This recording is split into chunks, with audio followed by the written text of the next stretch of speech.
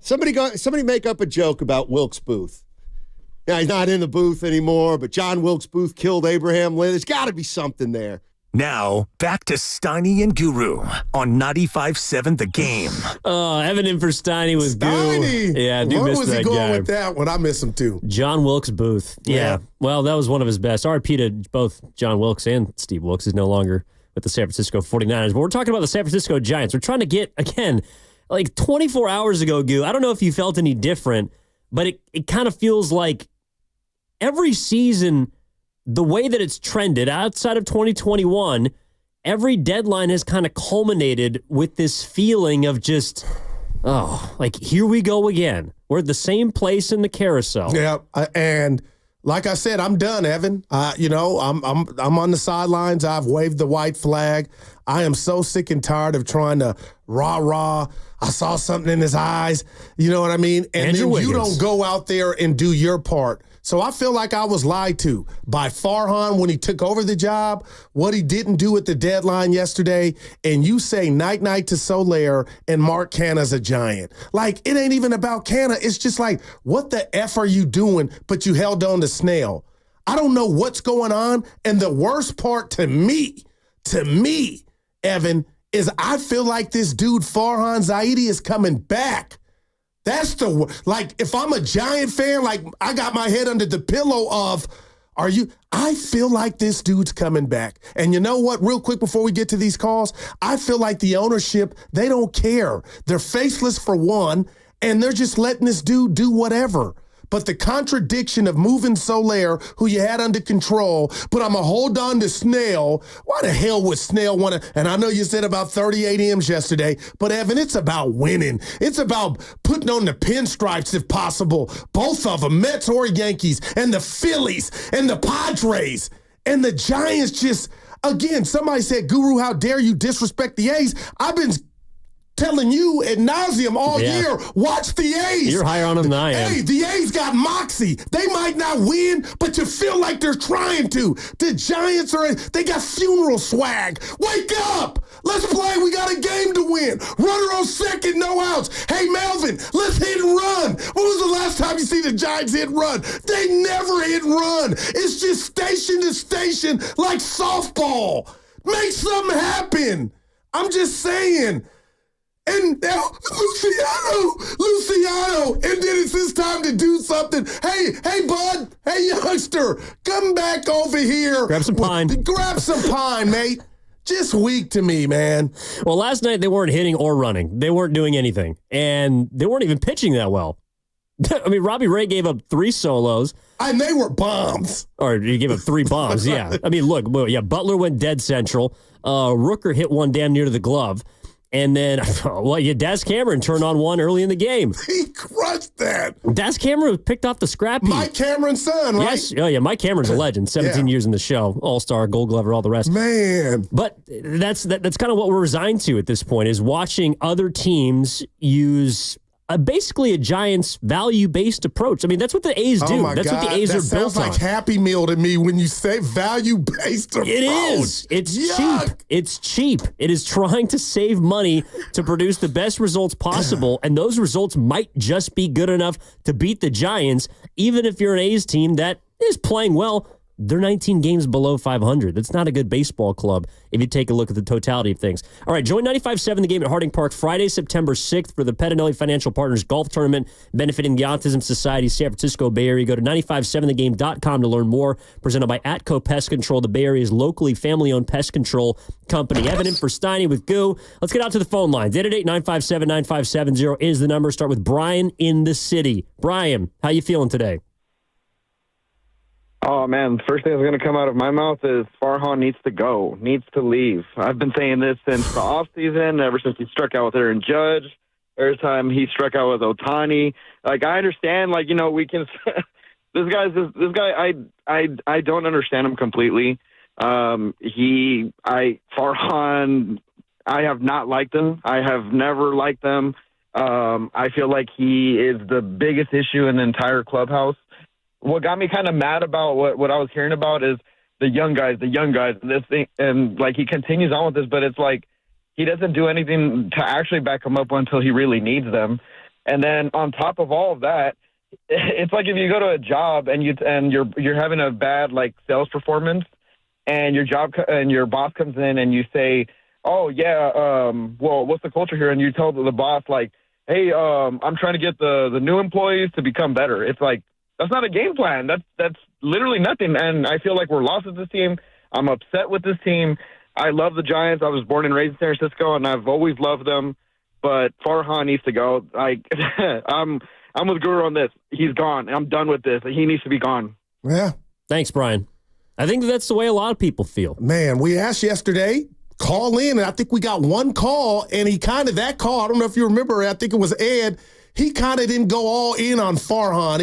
He said some things, but Evan, how can you like what you see? One playoff appearance in the last 8 years, man, while you're watching your rival just the Dodgers and now the Padres, who said night-night to Soto. And you look at the A's and the young talent they have.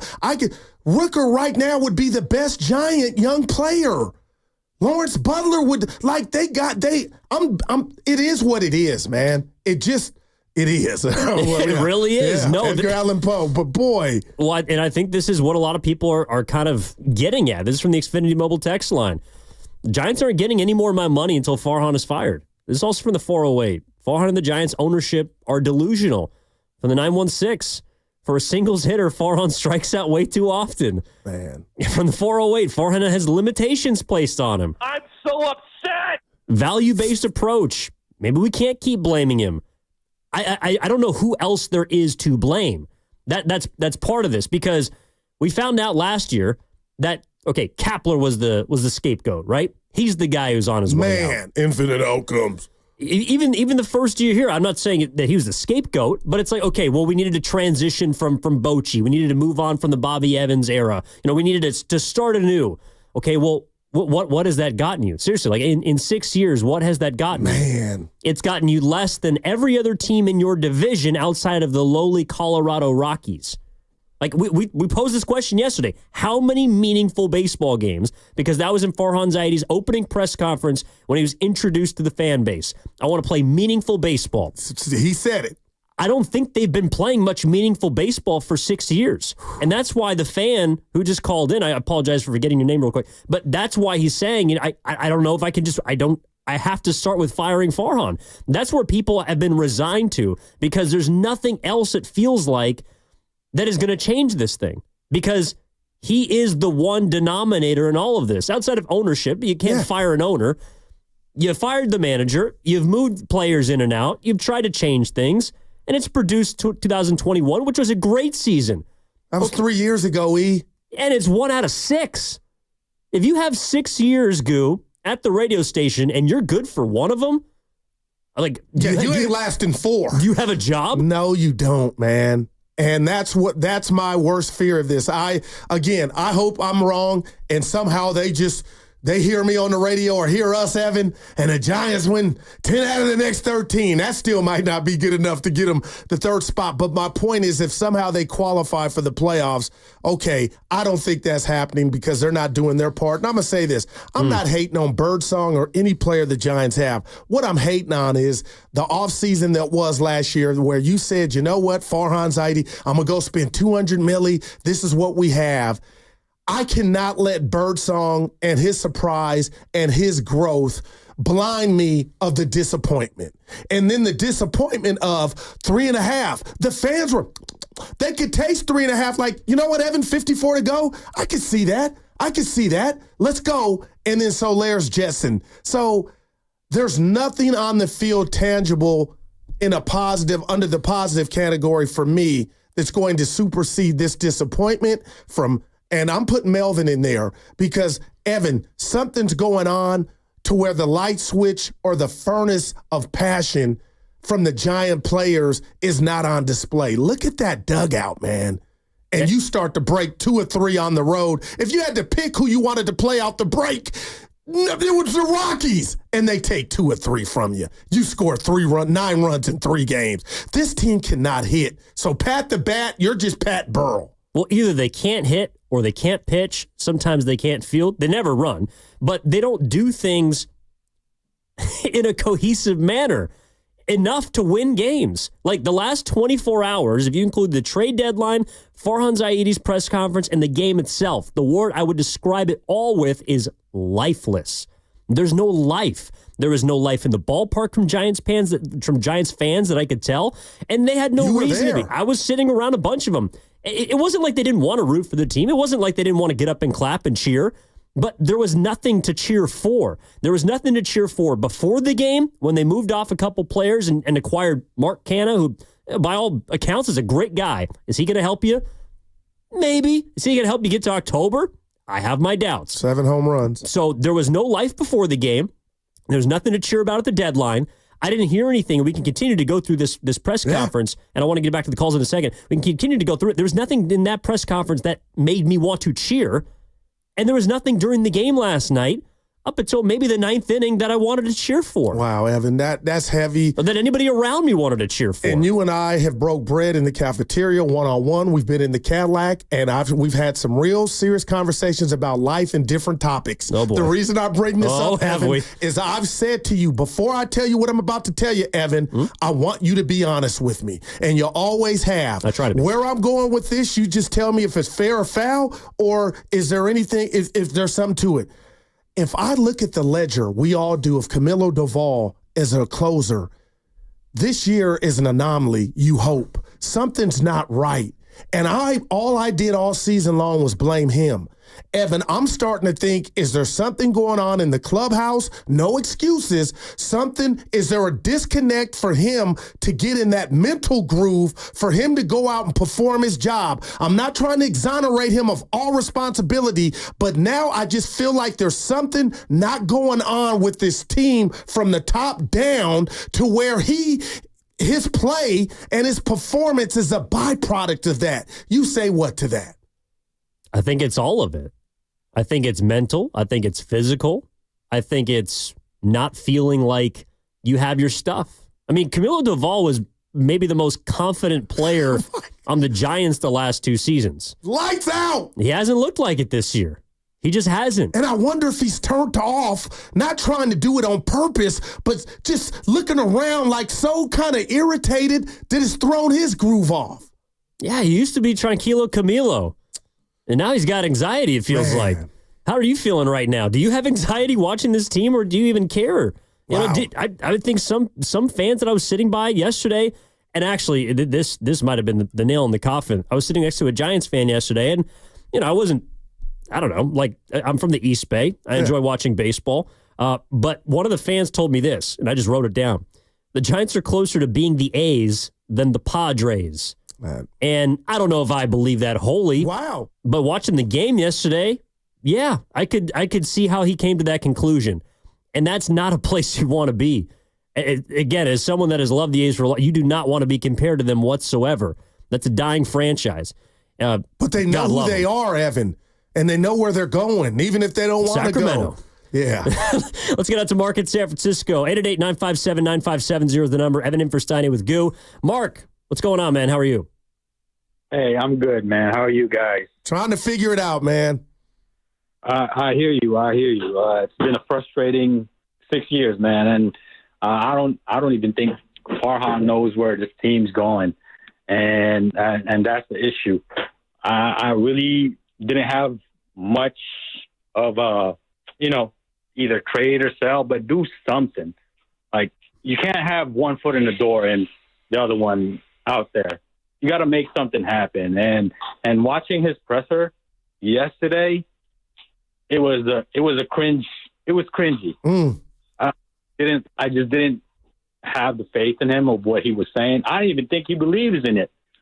So this dude got to go. He's not it. 6 years is too long. And that's all I got to say for that one, guys. Thanks. You got a good one. Thanks, Mark. Evan, 6 years is you just said it. It is a long-ass time. In sales, whatever walk of life, that is enough time for somebody to step back, engage your body of work. And this dude, I don't know how he has more wins than losses. Just not even on the, obviously it's that. But come on, man. It is like we're resigned to the point where, yeah, you look at 6 years And it has felt like a long time. It's felt like an agonizing amount of time. It's felt like a frustrating amount of time. It's felt like a time that I don't know if it was, going to be spent better. They were in a great place when he started, but I don't know. I mean, maybe Giants fans can help me out here. Where Farhan Zaidi took over, the franchise was certainly not in a great place, but in a way, it kind of feels like it's circled back to that point with how the fans feel. They feel demoralized. They feel like, just talking to a few of them yesterday, like there's not really much to look forward to. I mean, the only thing you have is going to the ballpark, enjoying your friends, having a good time, but you're not going there necessarily to see something special, or you're not going there and expecting to see something special. You're going there and hoping to see something special. There's no expectation right now surrounding this team. And I don't know what even to expect this offseason. Like, seriously, it would not shock me if Farhan Zaidi does not get fired this offseason, and we continue to do this dance for another 365 days until we get to another trade deadline, and we probably end up with another nothing burger. Oh, man, and just think about that. I mean, that in itself is just frightening. Evan, can I ask you, and I'm going to, and the listeners, I felt like Farhan came over here from the Dodgers with the credit of building the Dodgers. I'm looking at the Dodgers, and life without Farhan's been just fine. So, again, you could say, Goo, and you're looking at me right now like that's not going to get us anywhere. But the bottom line is, I mean, when has he been on top of the hill? If I were with the Dodgers, I would look good at my job because they're that damn good collectively. And I'm wondering why Giant ownership bit that pill of he is the reason. He is the one that built this Dodger monster. Bring him over here and he'll work his magic. The more I think about it, it's like all he had was, to me, he worked for the right team. But when you get down and dirty with it, what has he really done? Because he ain't done diddly squat here in the time he's been here. Well, I can't give him credit for building the Dodgers. That is a group effort. But I think that's why the Giants hired him, is because they want a piece of it. I mean, the Dodgers are about as, I know we're in San Francisco. Yeah. Dodgers are about as well-run of an organization across sports. Oh, my gosh. Like, seriously, from the bottom up. Like, they do everything the right way. They won the division after the whole decade. They do everything well, except for win the World Series. Yeah. But seriously, they compete each and every year. They court big-name free agents. They develop prospects. They shipped a bunch out yesterday to go get Jack Flaherty, to go get Tommy Edman, to go get other pieces that will help them towards a postseason berth and a postseason push. That's what they do. The Giants have wanted to become that, but just taking a piece of it is not going to wholly reshape. Farhan Zaidi wasn't the only guy in the Dodgers. Yeah. He might have helped them. In fact, I do think he did help them. I can't take that from him. No, but he clearly has not had enough help around him, either because he hasn't hired the right people, or the people that he has hired he misevaluated, or the Giants haven't given him enough help.